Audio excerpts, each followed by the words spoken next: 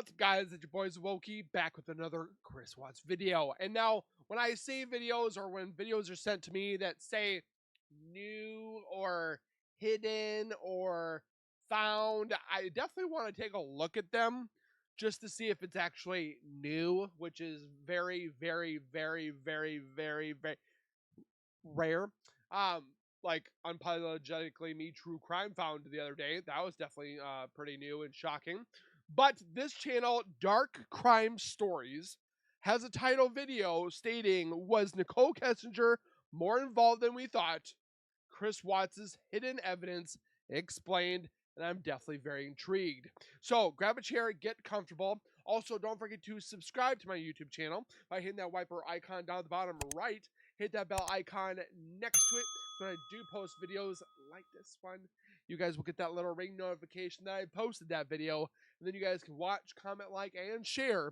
And again, I thank you guys so very much for that continued love and support that you do show on my channel. And then show that same support at Dark Crime Stories. Link is in the description. If you don't want to watch with me, I completely understand. Wokey's not for everybody. So go over to the channel, watch there. But at least tell me what you think in the comments. I would surely love to know your thoughts and your opinions. And without further ado, let's get in the video. Welcome to Dark Crime Stories. Thanks for subscribing and supporting us. Get ready for chilling true crime tales. Hit that subscribe button. Do it. On June 14th of this year, Chris Watts' former cellmate, Dylan Tiemann, released a new book series that claimed Nichol Kessinger was directly involved in the crimes that Watts committed. And it was removed from the Amazon store because apparently there was some funds that were not filed to the publishers. So it was removed from said Amazon stores. Committed on August 13th, 2018. My name is Dylan Thomas, and my DOLC number is 50479.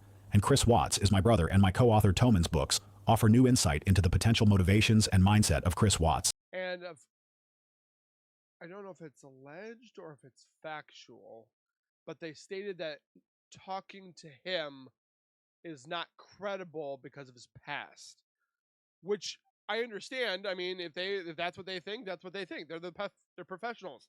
But couldn't we just like lie detector him just to get like a baseline? Let's see if he's telling the truth. If he's not, send him on his way. But let's see if he's got something. Providing us the first detailed accounting of Kessinger's purported influence leading up to the crimes, with the books even going on to assert Nichole's alleged involvement in the crimes themselves. Making the claim that she was present at Survey 319 the morning of August 13th in today's video, we will continue our deep dive analysis through the timeline of events relying on the primary evidence and supported facts surrounding the case, and after providing you with a clear picture of what we know happened, we will contrast the evidence against the backdrop of Tomann's version of events, leaving it to you to decide if his new claims ring true, with the ongoing hope that as we continue to uncover each layer of the evidence that justice will soon have its day. This is In Search of the Chris Watts Deep Dive series. When we last met, we revisited the final 2 weeks leading up to the morning of August 13th, 2018. The discovery records provided insight into the trials and tribulations that Shanann faced during that time, as she desperately tried to find a way to restore a marriage that Chris was already bound and determined to destroy. But just hours after Chris would enact his cruel and unfathomable crimes, his vain attempts at secrecy would unravel under the weight of Shannon's family and friends, who from the very beginning would not relent. They were determined to hold Chris Watts accountable for the truly monstrous acts that he had already committed. But it's in this retrospective that we remember and affirm that no victim deserves the crimes perpetrated against them, and no amount of influence takes away from the responsibility that Chris Watts bears now and always. So with that said, let's begin.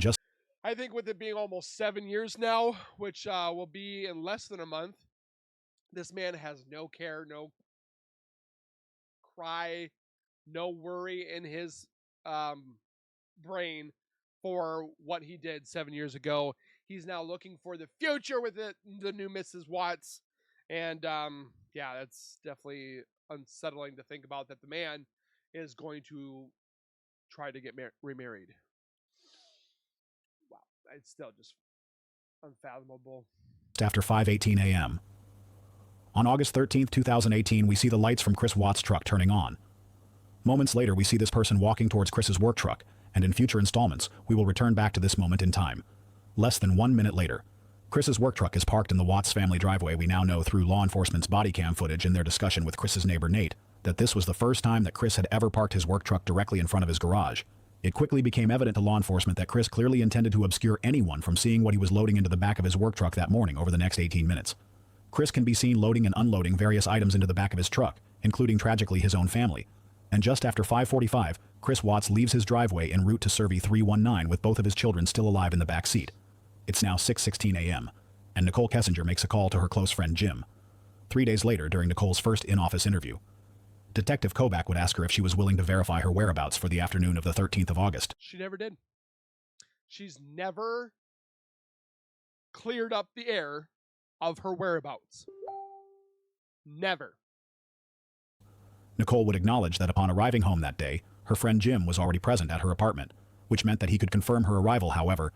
But then she goes, "Leave Jim alone." And they were like, "Okay." What?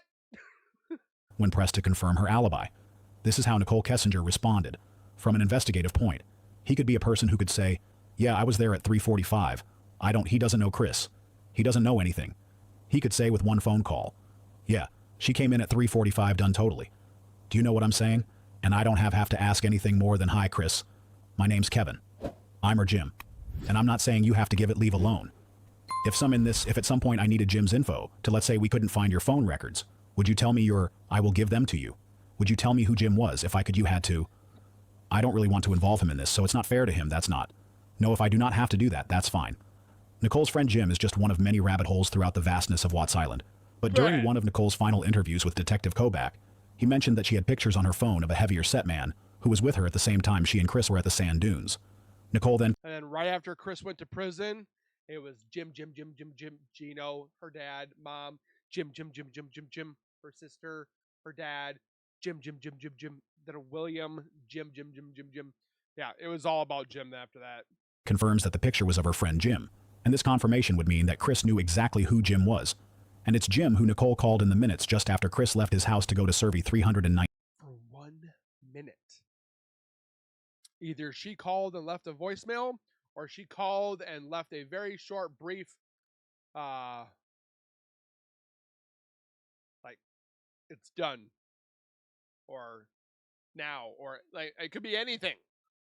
That morning on its face, Nichole's call to Jim doesn't appear to be out of place. She frequently called him in the days and weeks prior. However, it's Nichole's location when she made that call that has caught the attention of everyone who has ever evaluated her phone records. But there's something about this entry that even law enforcement overlooked in the months of Nichole's prior phone records. We are able to ascertain her exact route to and from work. Thanks to these records, we can observe the roads that Nichol Kessinger used on her daily commute from her home to her job at Anadarko. And it was not the same as when she goes to normal work. And back each and every day. The consistency of her route is the most important part of these records. And this is why. Because on the morning of August 13th, 2018, at 6:16 a.m., for the first time in the history of Nichol Kessinger's supposed drive to work, her phone is now pinging somewhere that she has never previously been. Do you know those other two times? The 4th and the 18th of July. And then the morning of the murders. But she wasn't there.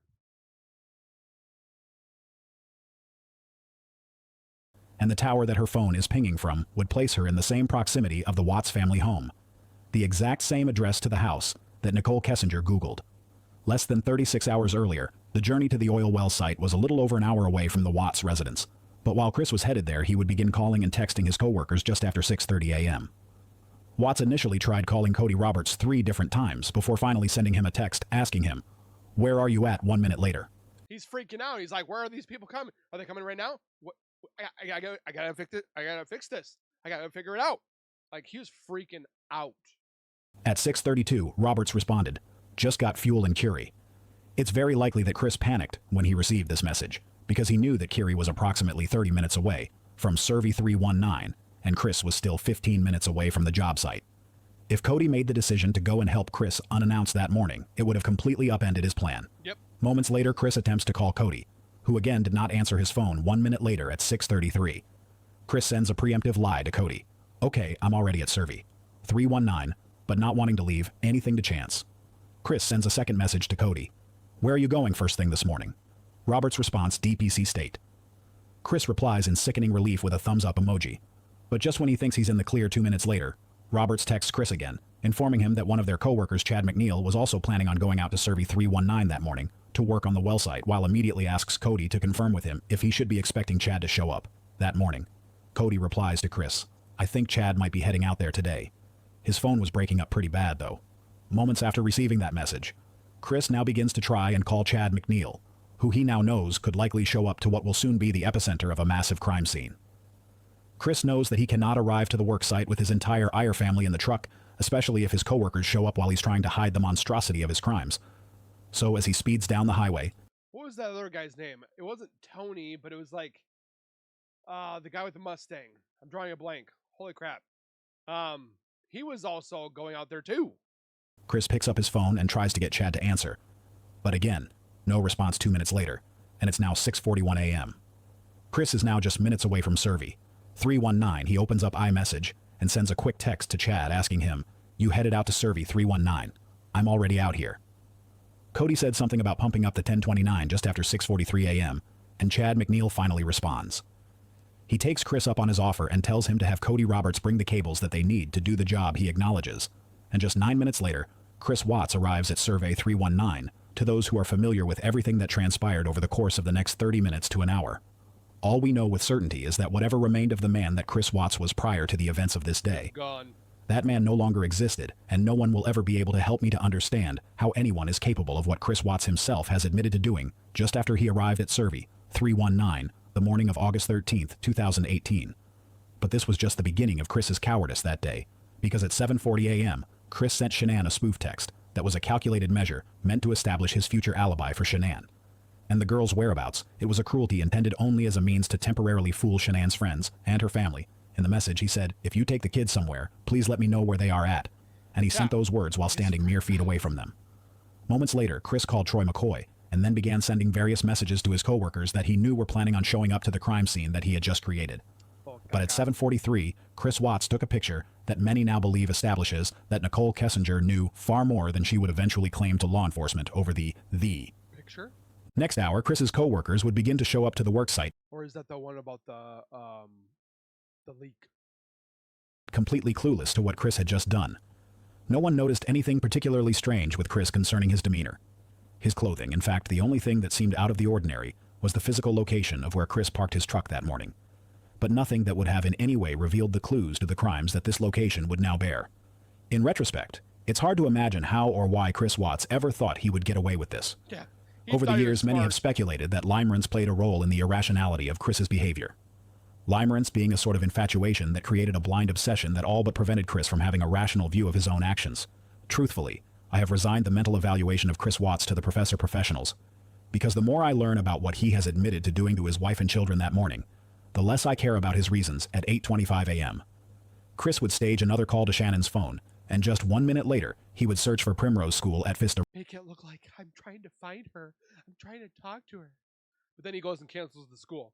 He cancels the newspaper. He cancels the realtor. He literally tells them, "Oh, Shanann and I are kind of in separation talks," and all that BS. Ridge. Primrose was the academy where his girls were supposed to be enjoying their first day of school. Instead, Watts would call the school and concoct a story about how the girls would no longer be attending, and before the staff could even formulate much of a response, Chris hung up the phone just after 9 a.m., and Shanann's phone sends out an appointment reminder. It was for a doctor's appointment that would become one of the early catalysts that would warn Shanann's friends and family that something had gone very wrong. Moments later, Chris would make another exceedingly odd phone call to his real estate agent, and Meadows 2 days later. The Colorado Bureau of Investigation aiding the Frederick Police Department would call Ann to speak with her after learning of her connection to Chris and Shanann. CBI agent Stacy Galluth spoke with Ann, who explained the strange conversation that she had with Chris on the morning of the 13th. Since the beginning, and had almost exclusive dealt with Shanann during the overall process of buying and selling their home. In fact, to that point, she had only ever spoken with Chris twice ever. So the fact that Chris was calling her and asking if she had spoken with Shanann was not just odd. It was completely out of place. Chris then proceeded to tell her that he and Shanann were getting a divorce, and that she was the very first person, even before his own family, to learn of this new and considerable life change. Less than an hour later, Centura Health would call Shanann's phone and leave a message after she failed to show up for her 9:15 appointment, and at 10:10 a.m. Chris went to Google and searched for the lyrics to the Metallica song Battery. We have since learned that Chris shared these exact same lyrics with Nichol Kessinger, who replied by asking him what the song meant to him. Between the pictures of volcanoes just hours earlier, the cold and apathetic mannerisms that Chris had been displaying Volcanoes and the Dead Scroll. toward Shanann, the lies surrounding his night with Nichol at the Lazy Dog, the affair that he intended on turning into a marriage, and even his own concurrent statements that he had been premeditating these crimes for weeks prior. It's beyond evident that Chris Watts' obsession with the woman and life that he would never have completely overshadowed whatever good may have existed in him before he chose to destroy his family over a complete mirage. 10:28 a.m. Sandra Rusek, Shannon's mother, worriedly texts Chris asking him, "Is Shannon okay?" The two would speak minutes later, where Chris would manufacture the first iteration of his story, claiming that Shanann was in one of her moods, that they had a small fight the night before, and that she was going to a friend's house at 10:33 immediately after lying to Shannon's mother.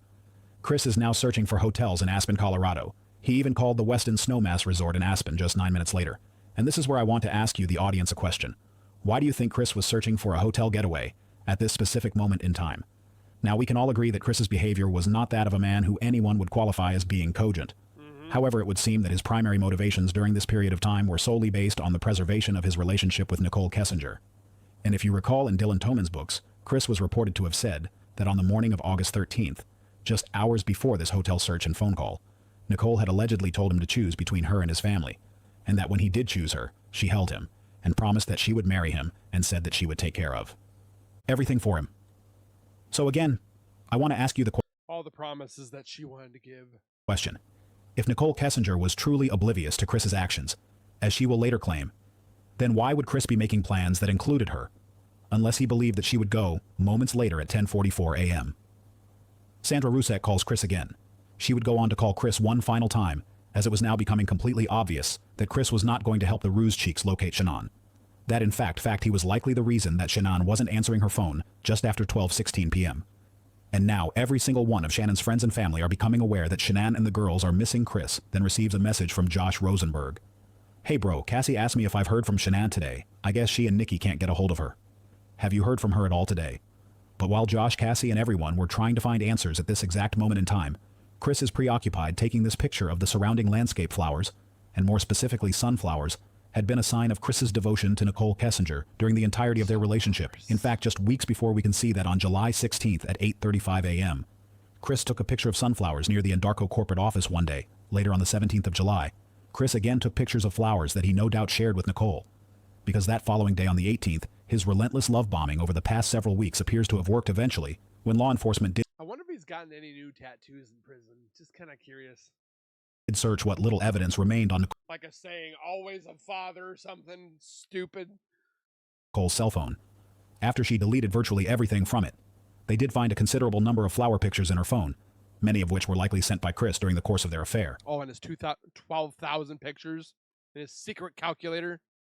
It's now just 1 minute later at 12:17, and Chris receives an alert on his Vivid Security phone app on his app.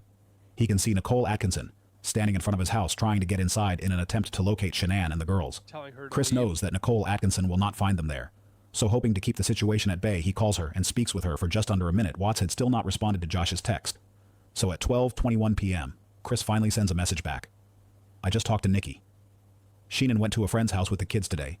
I haven't heard from her since. I will keep you updated."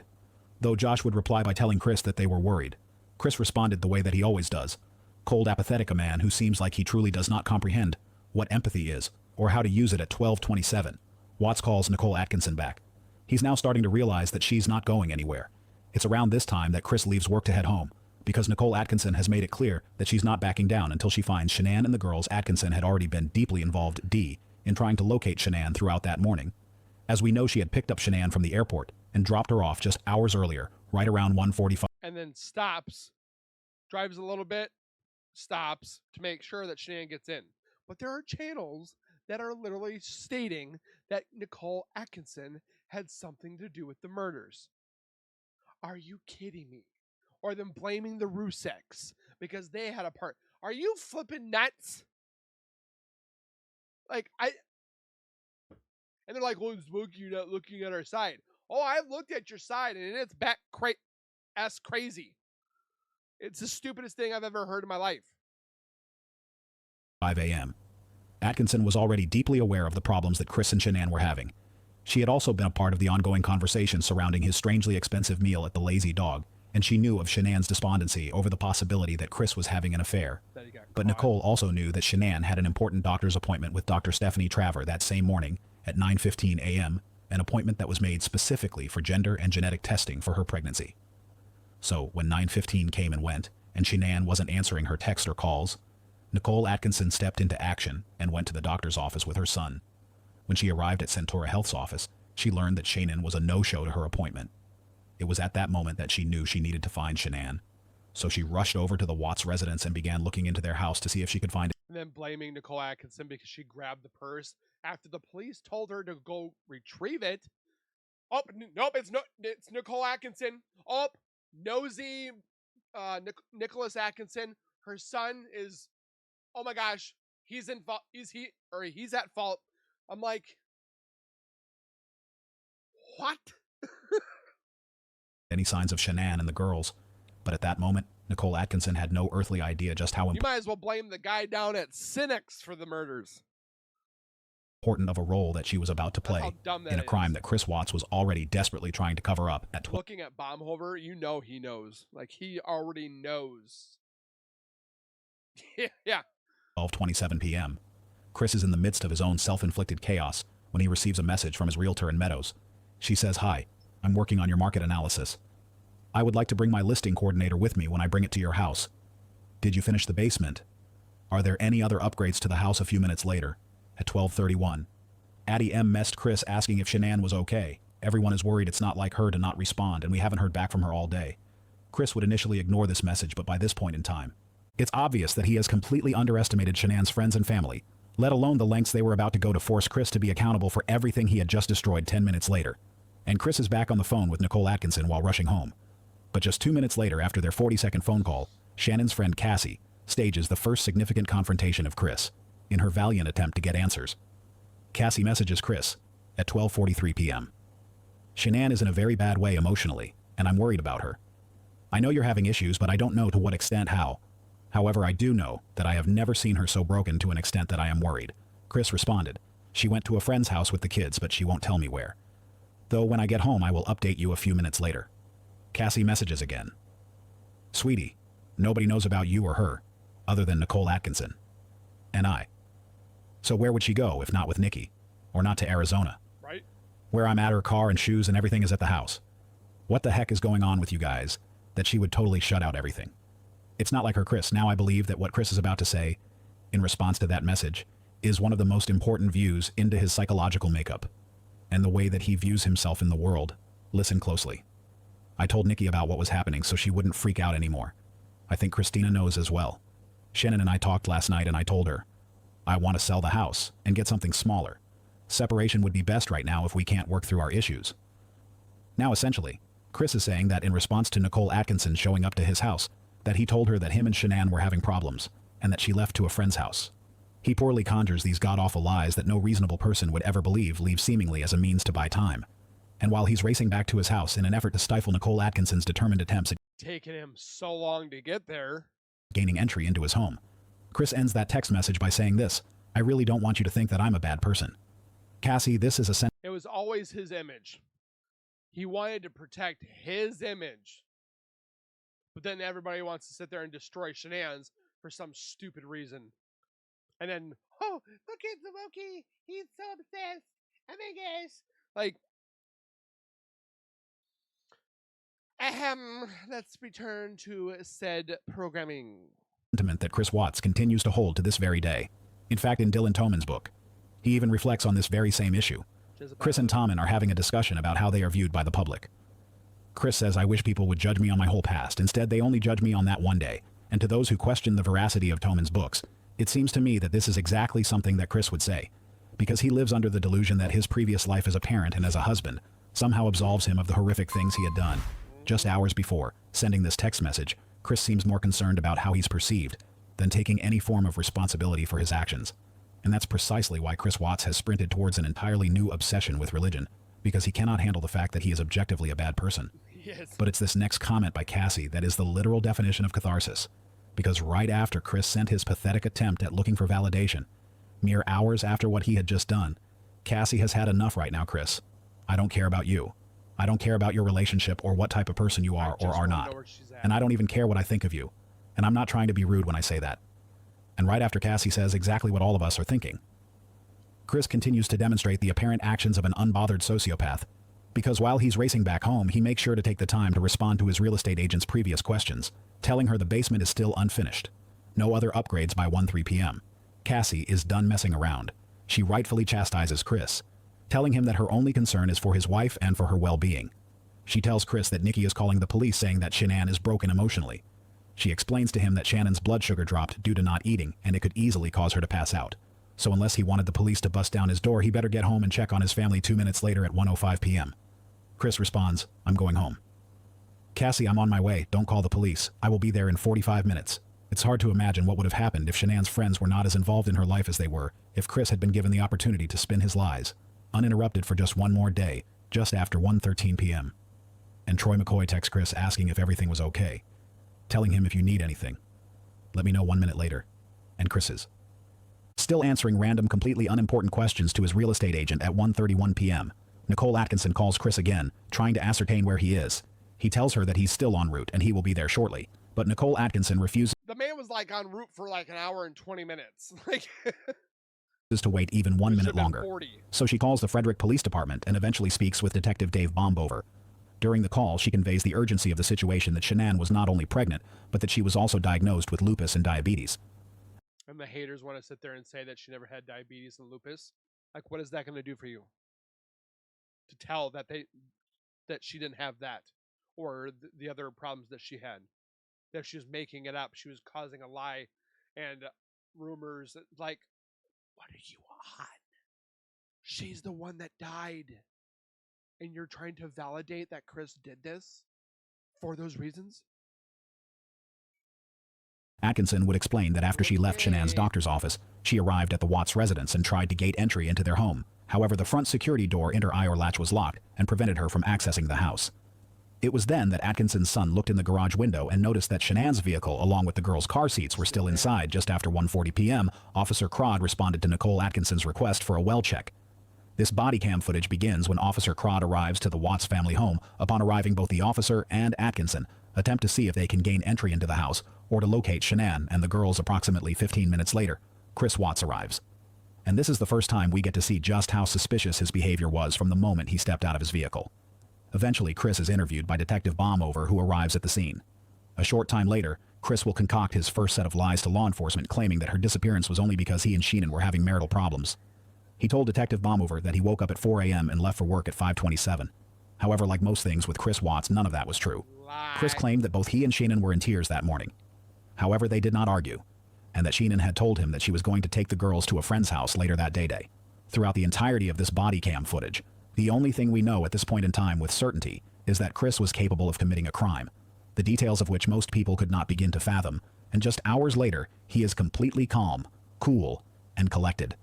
It's why so many of people have made the assertion of psychopathy when analyzing his behavior in body language, because regardless of what Watts or his family has to say, he appears completely unbothered. However, that was about to change when law enforcement learned that Chris's neighbor Nate had evidence that proved that Chris was the only person who was seen leaving the Watts residence that entire day. Watching this footage of Chris Watts standing there, hands above his head, clearly panicked and barely able to breathe or maintain his composure, is one of the few moments that we actually get to see Chris squirm, because it's this footage that not only confirmed what law enforcement would go on to use to prove their case against him, it would also become the cornerstone of the allegations against Nichol Kessinger. And before we're done with this series, it's my hope that you will understand exactly why. By 2:10 p.m., Chris is now receiving messages from many of the friends of Shanann. Christina Meum, including Nicole, texts, "Chris, what's going on? Where are you? We are so worried." 1 minute later, Chris staged another fake text to Shanann sending, "Where are you?" just after 2:11 p.m. Around that same time, Shannon's friends, Cassie, Christina, Nichol Atkinson, all began a group text sharing their growing concern over Shannon's well-being. 2:26 p.m. Chris responds to Christina Meum, "The police are here. I'll call you when I know." Shortly after 3:46 that afternoon, law enforcement finished their first interview with Chris Watts, and it's clear to them that nothing is adding up. They would find Shannon's phone, her purse, her car, her medications. Everything is still in their house, along with the girls' car seats, and everything else that Shanann would have brought if she had ever left the house that day. At that time, Addie messages Chris to inquire what's happening, conveying her concern over the worsening situation. Shortly thereafter, I bet the purse was originally in the kitchen, but I think Chris put it in the office so it didn't look like she was home, or she had taken it, kind of thing. And then he hoped that they wouldn't have found it, but they did. After the two would speak on the phone for just over 6 minutes. But as soon as Addie got off the phone with Chris, she sent a group message to all of Shannon's concerned friends. The police need to look at Chris's cell phone and his computer. The discovery records tell us a tale of the pain that everyone endured because of Chris's selfishness. That day, it is still hard to fathom what he did, let alone why. But one thing was clear throughout every page of these records. Shanann Catherine Rusak was loved by everyone and anyone who knew her. It's 4:22 p.m., and Kelly Burke inquires what law enforcement is saying about the search. For Shanann, Chris let her know that a missing persons report would be filed the following morning, if Shanann hadn't turned up by then a few minutes later. Burke asked Chris if Shanann was awake when he left for work that morning. Chris continues the lies by saying, "I only talked to her early this morning between 4 and 5 a.m. I think she went back to sleep afterwards. She was still there when I left, kids still sleeping." Burke responded to Chris telling him that she's scared, and this time Chris would actually tell the truth. He told her that he was too. But Chris's fear was for an entirely different reason. Of getting caught, like Nicole. Chris had a fear of getting. But one thing was clear throughout every page of these records. Shanann Catherine Rusak was loved by everyone and anyone who knew her. It's 4:22 p.m., and Kelly Burke inquires what law enforcement is saying about the search. For Shanann, Chris let her know that a missing persons report would be filed the following morning, if Shanann hadn't turned up by then a few minutes later. Burke asked Chris if Shanann was awake when he left for work that morning. Chris continues the lies by saying, "I only talked to her early this morning between 4 and 5 a.m. I think she went back to sleep afterwards. She was still there when I left, kids still sleeping." Burke responded to, "That's not what the neighborhood, or not the neighborhood, the neighbor's camera showed." Chris telling him that she's scared, and this time Chris would actually tell the truth. He told her that he was too. But Chris's fear was for an entirely different reason at 5:01 p.m. Nichol Kessinger attempts to call Chris twice. Unfortunately, he doesn't answer either. Call Nichol will go on to tell law enforcement that Chris had texted her earlier, mentioning in passing that his family was gone and asked her to call when she could. But Nichol will also claim at the exact same time that for the entirety of this day, she was not concerned at all about what Chris told her surrounding the events of Shanann and the girls disappearing that day. Nichol will claim that she just assumed that Shanann took the girls to a friend's house and that there was. That's not what she originally thought. She originally thought that she was doing it to punish him, and then it became the softer side. Was nothing to be concerned about by the evening of August 13th. Every one of Shannon's friends and family were in a complete and justifiable panic. They would eventually suggest to Chris that he should call all of the local hospitals in the area to make sure that she wasn't admitted for a health-rated emergency at 6 p.m. Chris would call 4 different hospitals in the area, including Good Samaritan Medical Center in Lade St. Anthony's North Health Campus, Longmont United Hospital, and UC Health in Broomfield. And Chris made these calls to check to see if Shanann and the girls was at any one of them in just 4 minutes in Detective P's discovery report. He realized that Chris could not have made all 4 of those calls in such a short amount of time. Because he did the same thing, and there was no way. So he got on the phone and called each hospital, asking for a completely fabricated person to gauge the amount of time that it would have taken for Chris to receive a response resp, and it came to no one's surprise that it took 2 minutes just to get an answer from one of the hospitals, let alone all 4.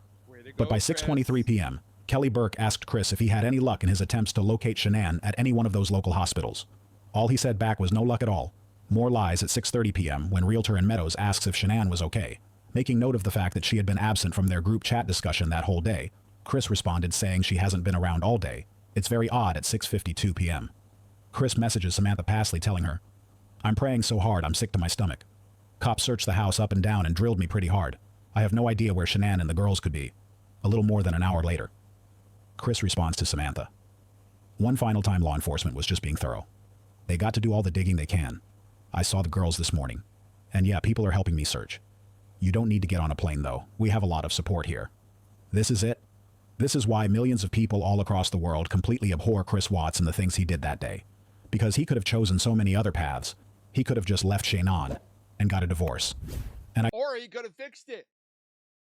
Moved to a smaller house. Been with his wife. Got to grow up with his son. Play catch. Do the car things he could have done that he did with his dad. No, let's just take everybody out. This man has got to be the most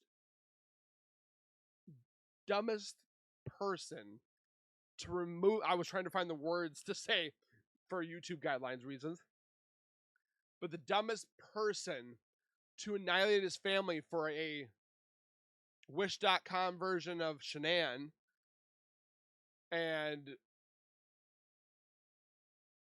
then he's like, "Oh, I'm the victim." I do not want to hear from anyone attempting to victim blame that Shanann was mean to him, because what he did to his wife and children had nothing to do with the flaws in her. They had everything to do with the flaws in him, and he proved that with every one of these messages to her friends, her family, and even to her own parents, because he willfully fed them false hope. Knowing full well the grave site he left behind at Survey 319, and to this day there's no signs of contrition, no heartfelt apology, there's zero humility. And the evidence that Chris Watts was absent of any meaningful contrition for his actions was about to be put on full display the evening of August 13th, when he would get on the phone with Nichol Kessinger. Just after 9:48 on August 13th, the day of the crime, Chris Watts called Nichol Kessinger, and the two would initially speak for about 50 minutes. 30 minutes later, Nichol would call Chris this time, and they would speak for 52 minutes later that night from 12:08 to 2:18 a.m. The two would speak off and on for an additional 54 minutes, and to those counting, that would mean that from 9:48 p.m. until 2:18 a.m., a span of just about 6 hours, Chris and Nichol spoke for a combined total of 2 hours and 36 minutes. And just wait till you hear what Nichol Kessinger says when she's asked to recall their discussion that evening on Monday night. So a couple things. I told you, he had like texted me, and then at the end of the night he had called, or I called, I think he called me, but either way, we were on the phone with each other, and at some point when we were on the phone, he was like, "Do you want to FaceTime?" And I remember I was laying in bed, and I was just like, you know what? Okay, let me turn on the light. And I remember I turned on the light, and we FaceTime. And when we FaceTimed, he didn't really say much, like it was almost kind of awkward. I don't even know why I didn't think of this earlier, but it was very short too. It was super brief. And what is short? Like a couple of minutes or 30 minutes? Oh, no, I bet it was only probably like less than 5 minutes. I think it was only like a couple of minutes. Okay, now, without context, listening to Nicole's interviews with Detective Kobach can be so deceptively benign if you didn't know the details surrounding that evening and everything leading up to it. If all you heard was her talking about her conversations with Chris that night, I could understand why many people made the wrong first impression and assumed that she was not involved. But as they say, the devil's in the details. So, let's keep and the lies listening. I think and her father being in the dang room. We were like talking a little bit, but he was laying down on a mattress that didn't have any sheets on it, and I was like, okay. So I was thinking like, well, maybe he's in bed. I don't know what's up, but I remember asking him like, where's your sheet? You know? And he's like, oh, I washed them. And then this is the part. I don't remember if this sentence right here came in the space home conversation or if it came in a phone conversation, prior FaceTime conversation. But regardless, this next sentence came on Monday night. And I'm so sorry that I cannot always remember chronological, every little detail. That's okay. It's understandable. There's so much.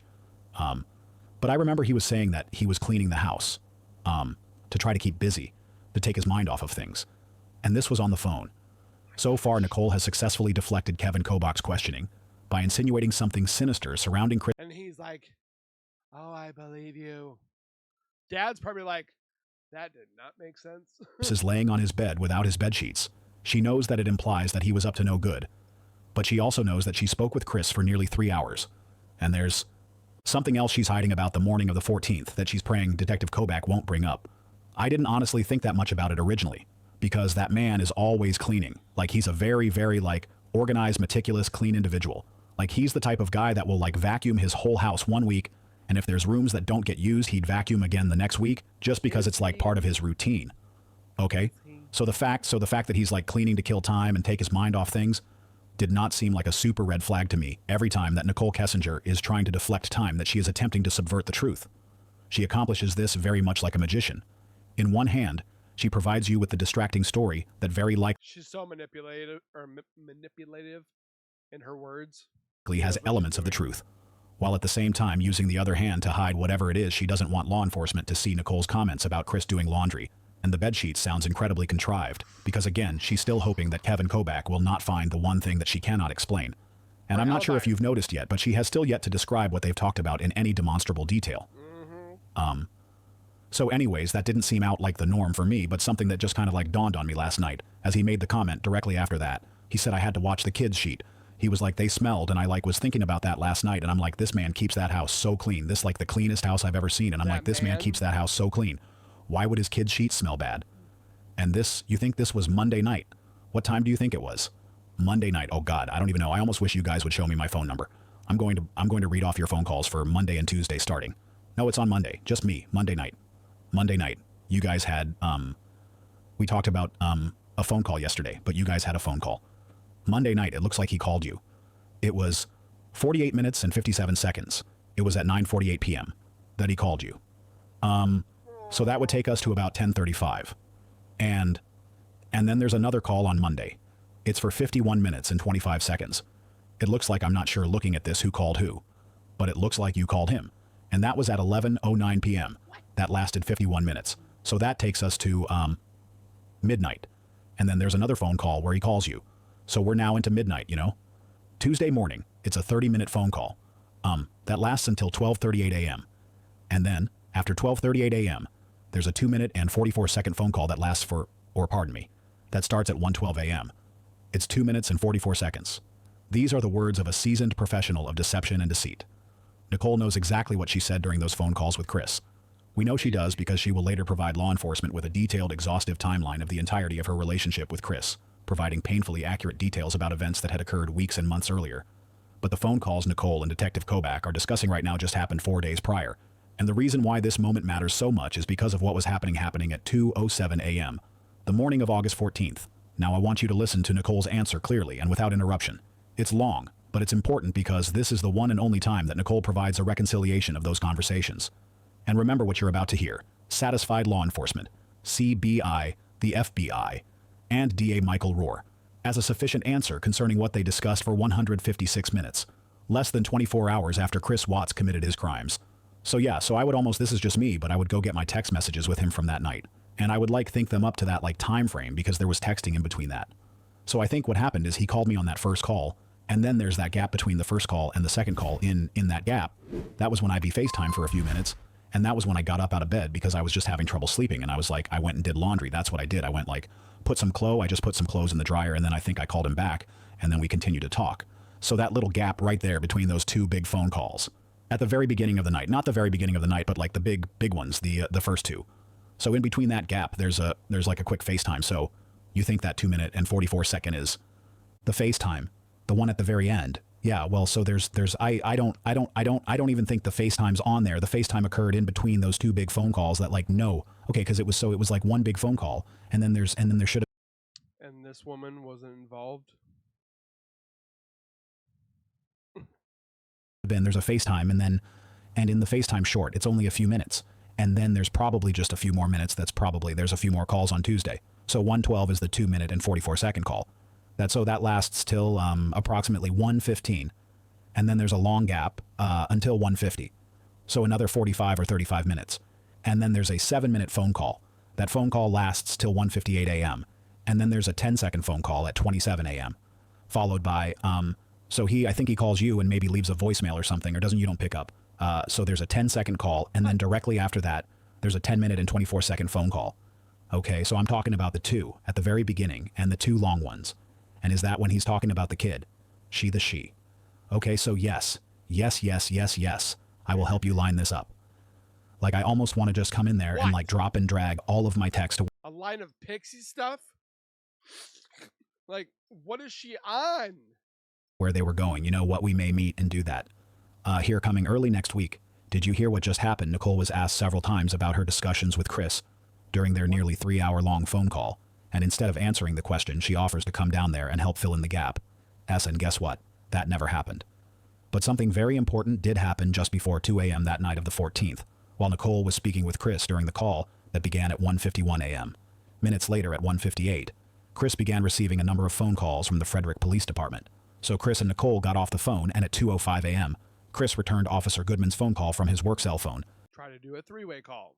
But mere seconds later, Nichol Kessinger called Chris's cell phone and stayed on the call while Chris was being interviewed by Officer Goodman. In the interview we have been listening to between Nichol Kessinger and CBI agent Kevin Kobach took place on the... How is that not involvement?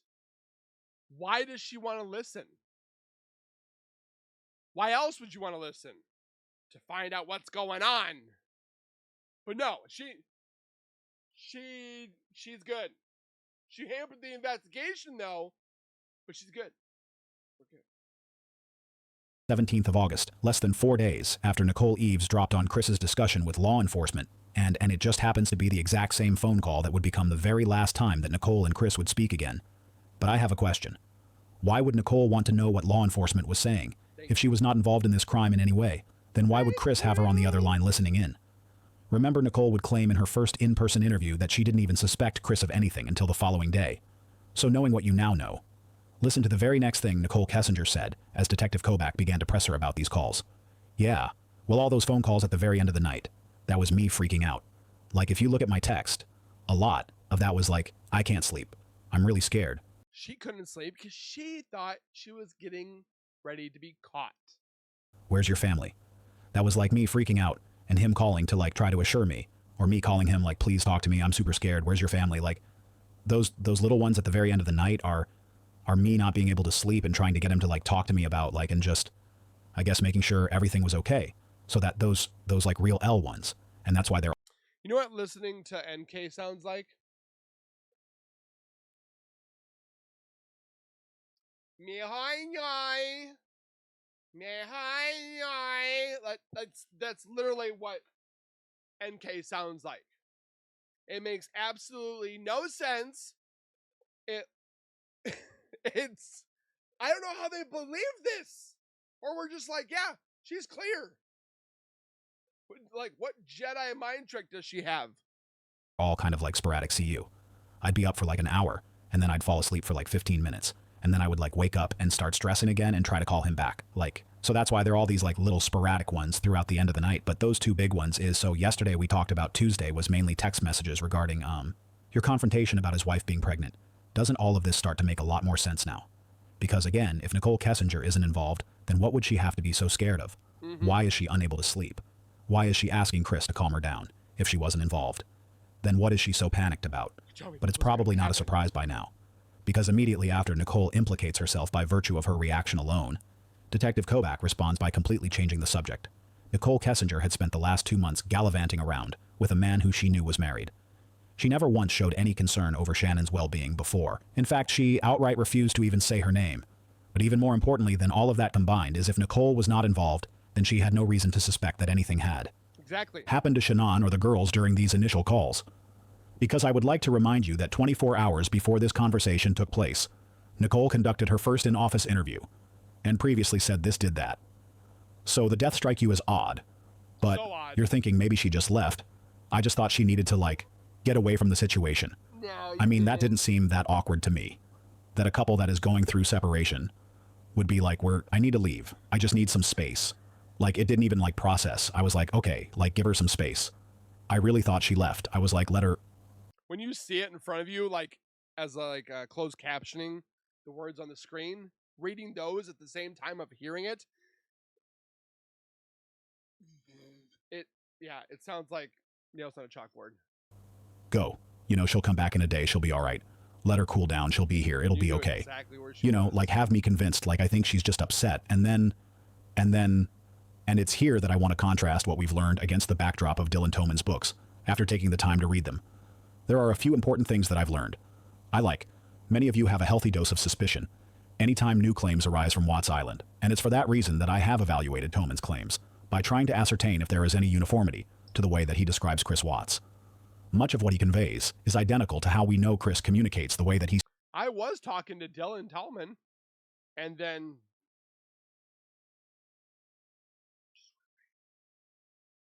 speaks through coded religious idioms, and more importantly, the univocal narrative that he provides, which is synonymous with what we already know of Chris Watts in Toman's second book. He writes about a discussion that he had with Chris concerning the morning of August 13th. He states on the morning of August 13th, I was going to check in with Nichol because we had plans to meet up before work. My plan was to skip work and spend the day with her until all of this transpired. I immediately thought of Nichol, and I thought perhaps we could start over somewhere in North Carolina. But losing my wife made me feel doomed alone, especially the thought of losing my mistress too.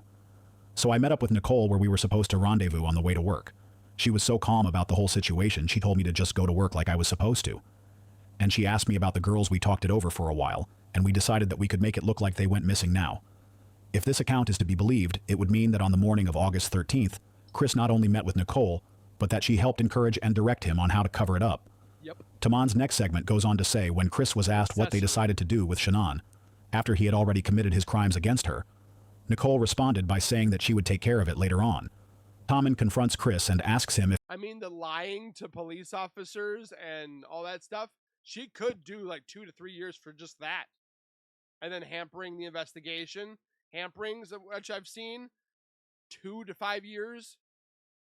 Like, it's no joke. She could have done at least 5 to 7 years right there. If he had any help in the commission of the crimes against the girls. Chris responds by saying, "Yes, I did." Tommen asks him, "Did Jezebel help you?" Chris sighed, and eventually he responded, "Yes, over the last 6 years.